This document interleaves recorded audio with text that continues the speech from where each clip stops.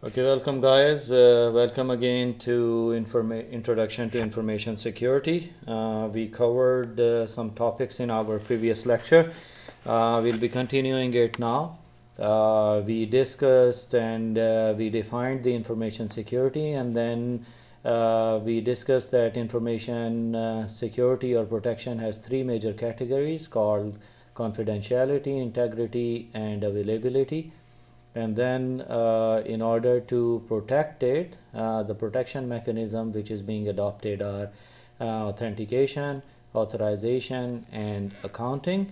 And the people who should help us, or the entities which should help us in reaching these goals, are through people, product, and policies and procedures which are there. Okay.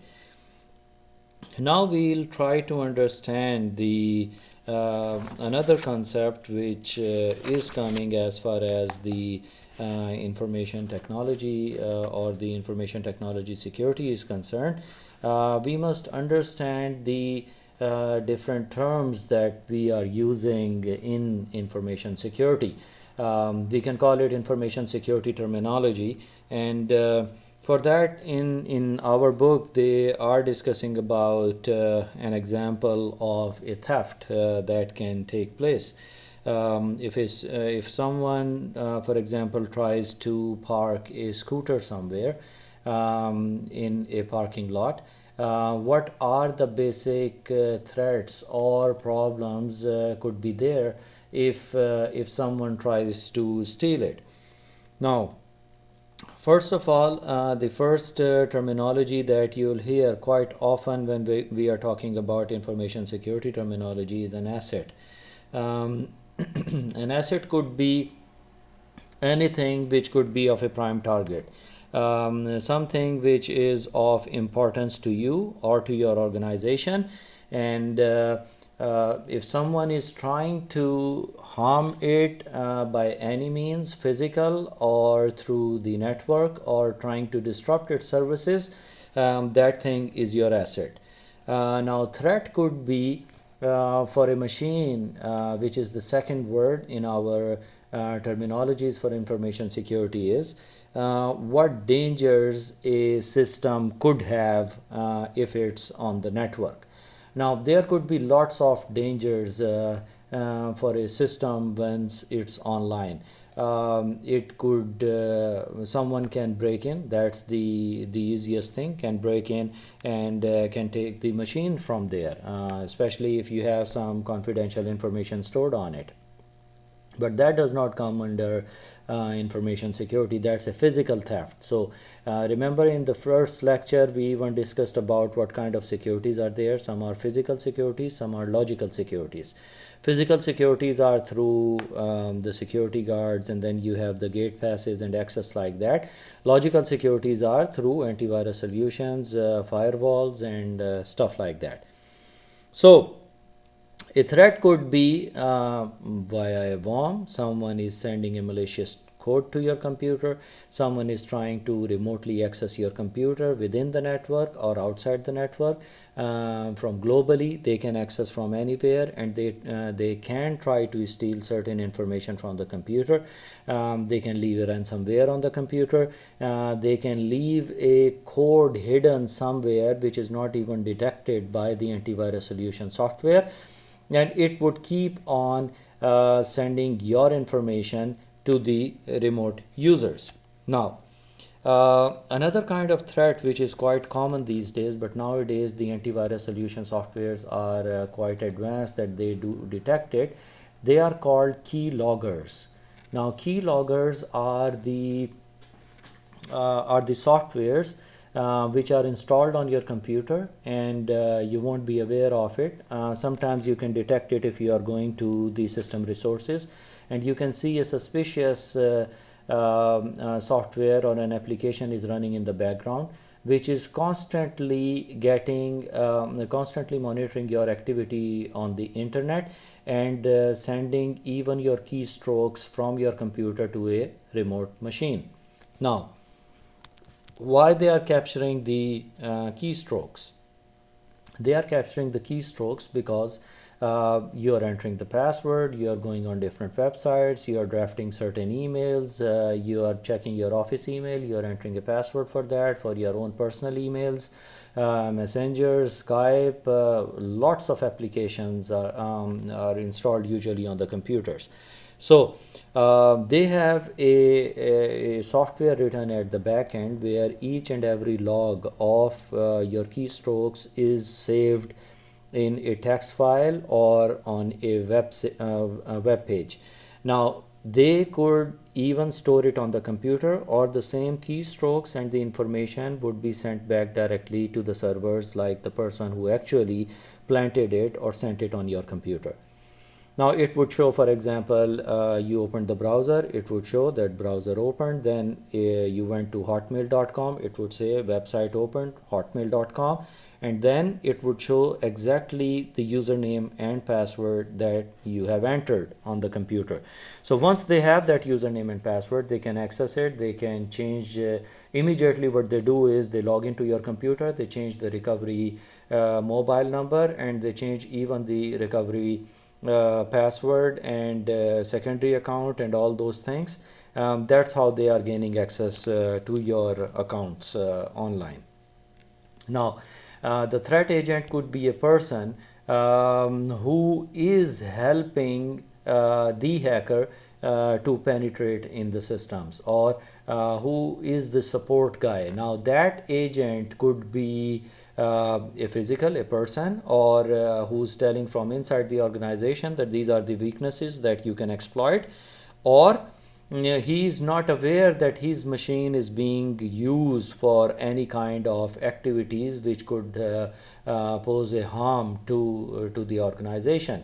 A threat agent could be the natural disaster, as well as written in your book. It could be a hurricane, it could be a flooding over there in the area, but that also affects the overall presence online. Now we, being the guys who are responsible for the network and information security, our prime responsibility is that we should make sure that whatever you are doing online is 100% safe and no one is stealing your information. So your entire activity or actions, whatever you are doing on the network or on the internet within the organization, is being monitored, but monitored in a way that no one is trying to breach your security, and making sure that you are enjoying the safest environment possible. Now there are some vulnerabilities as well, which are there in the systems. It could be an obsolete or a legacy system, or a legacy operating system which is being used. Now what is a legacy system, or what is a legacy operating system? To explain that, I would say that any older operating system which is still used in your organization, it could be an operating system, it could be an application, it could be a program which is not updated and it cannot be updated, is called a legacy system. Now why do we keep these legacy systems in our organizations? We do keep these legacy systems in the organizations. Maybe those softwares are still working perfectly fine, or maybe the information which is stored on those machines cannot be migrated to the latest systems because the latest operating systems are not compatible with the technology on which it was built, or further, the language which was used in that old legacy system, now there is no way that you can translate it 100% in a true sense to the latest operating system. Just to explain it again, the legacy systems, take an example of the accounting software or a solution which was meant to work on Windows XP operating system. Now if you'll try to use the same accounting system in Windows 10, it won't work, and once it will not work, you'll have to upgrade that system. But you'll have to find the right guys who are there ready, and they understand the old legacy application and how they can convert it to the latest new technologies. Now, there's another problem with Windows Server operating systems. There are still some applications which are working on Windows Server 2003. Now, Microsoft has announced it that servers 2003 are end of life, end of support, and we won't be releasing any patches or anything like that for that operating system. So what these hackers do is they are constantly sitting and they are monitoring the organizations who are still using these legacy operating system, which is Server 2003. Since there are no new patches or updates released for those operating systems to protect them against any kind of malicious code or viruses or attacks, they usually target those kind of operating systems, and they penetrate through those operating systems, and then they try to disrupt other services within an organization. So in information security, if you are working in any organization and you are responsible for the overall network infrastructure or the security of the network, make sure that all the operating systems, even the antivirus solutions, anti-spamware, firewall, each and everything is updated with a valid support, so that it can tackle any kind of external threats in a professional manner.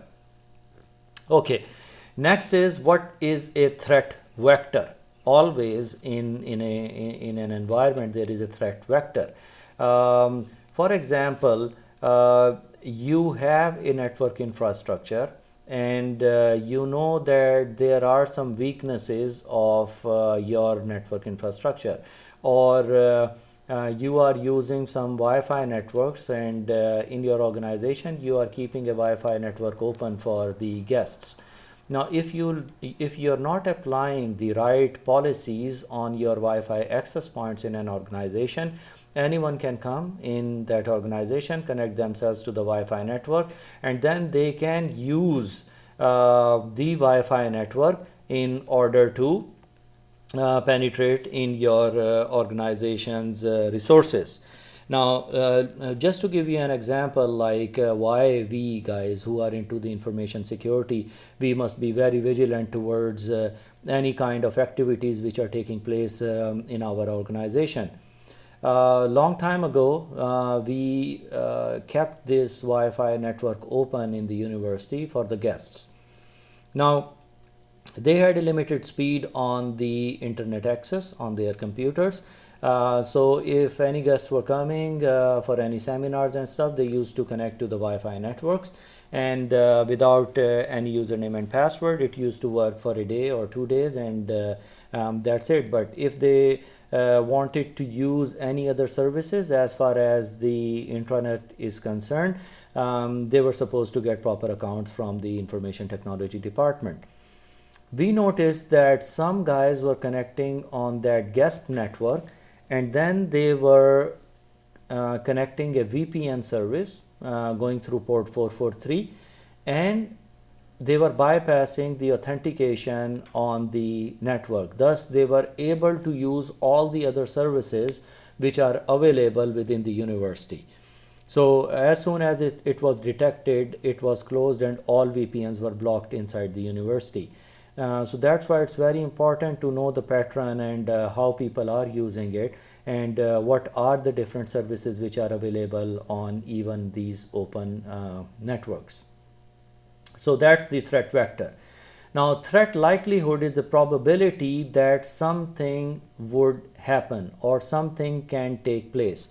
Remember, in our previous lecture, we discussed about a thing where we were discussing about the 3 different departments which are responsible to actually monitor the network and see the services. Sorry, it's not in this course, it's in network penetration and testing.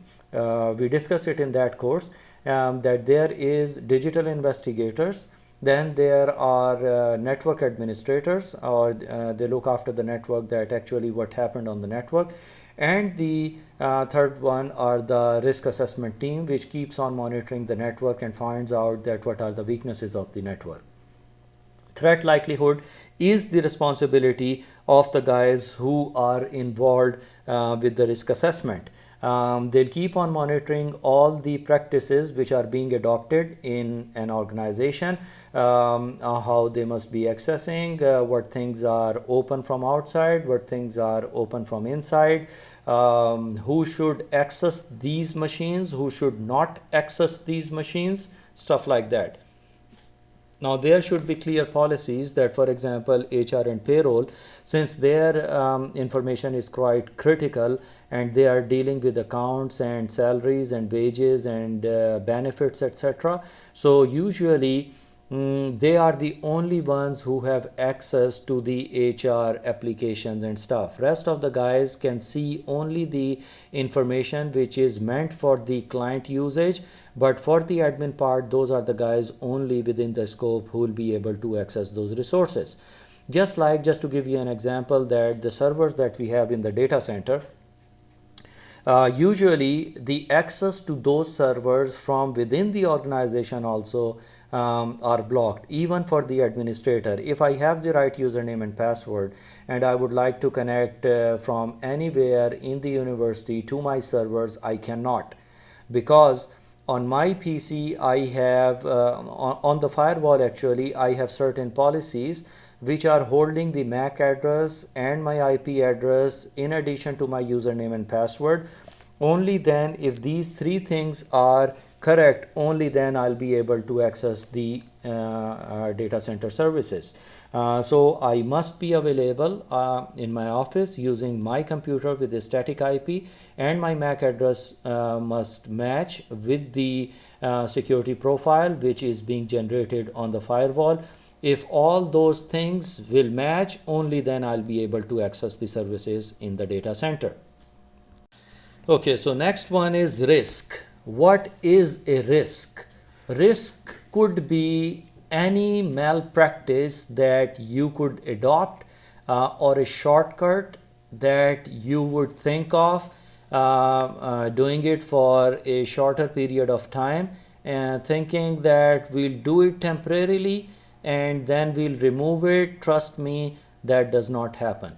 Most of the guys on the network are usually so busy that they make certain changes and then they forget it. So in order to tackle those kind of risks, it's always recommended to keep a log of everything. Whatever changes you are making, you must make sure that it is properly documented. Now, there is another team which is called the risk assurance team or assessment and assurance team.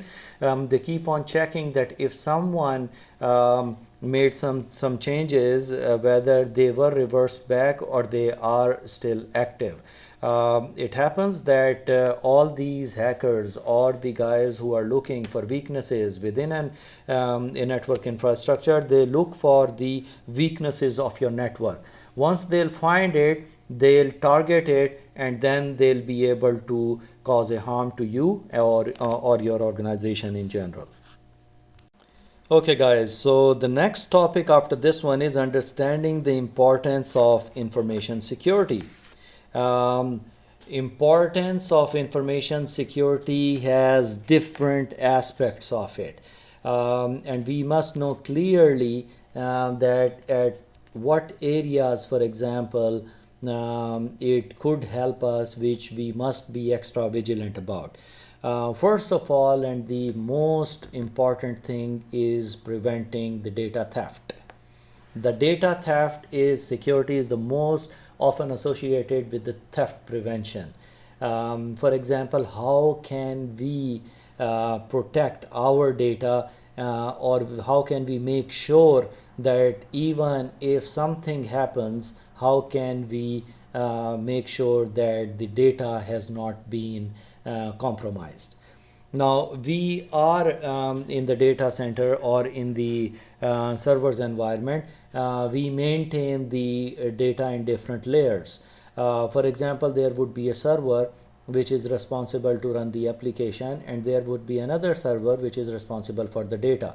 So nothing goes directly to the database server, it should come through the application server. Thus, you are not exposing that database. It could be Oracle, it could be SQL Server, or it could be any other database system which is purchased by your organization.